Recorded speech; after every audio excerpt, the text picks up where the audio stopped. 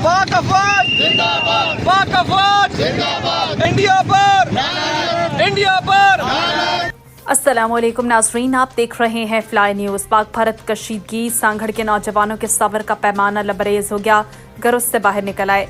भारतीय जारियत का मुंह तोड़ जवाब दिया जाएगा, पाक फौज के साथ आवाम खड़ी है। खान यूसुफजई की गुफ्तगू। सांगड़ पाकिस्तान जिंदाबाद मूवमेंट की जानिब से बल्दिया से मीरपुर चौक तक रैली निकाली गई। रैली में नौजवानों, खवातीन और शहरियों ने हिस्सा लिया।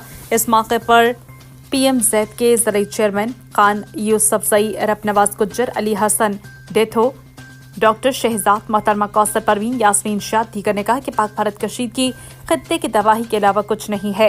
भारत का जंगी जनून न सिर्फ भारत की तबाही साबित होगी बल्कि इसके असरात पूरी दुनिया पर मरतब होंगे। उन्होंने कहा कि पाकिस्तान के आबी वसाइल से लेकर बॉर्डर की हिफाजत करना हर पाकिस्तानी का फर्ज है। पाक फौज का शुमार दुनिया की बेहतरीन अफवाज में होता है। 25 करोड़ आवाम पाक फौज के साथ कंधे से कंधा मिलाकर सीसा पिलाई दीवार की तरह खड़ी है।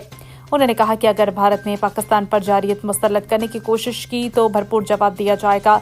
मुजाहिरीन ने कहा कि ये जंग रिवायती जंग नहीं होगी बल्कि न्यूक्लियर जंग होगी। तबाही के मनाज़िर दुनिया देखेगी, लिहाजा भारत को 100 बार सोचना होगा। अगर भारत चाहता है कि एशिया में अमन हो तो जंगी जुनून को एक साइड पर रखकर होश हवास में टेबल टॉक के जरिए मसाइल का हल निकाला जा सकता है। बेबुनियाद इल्जामात लगाना इंडिया का शेवा रहा है।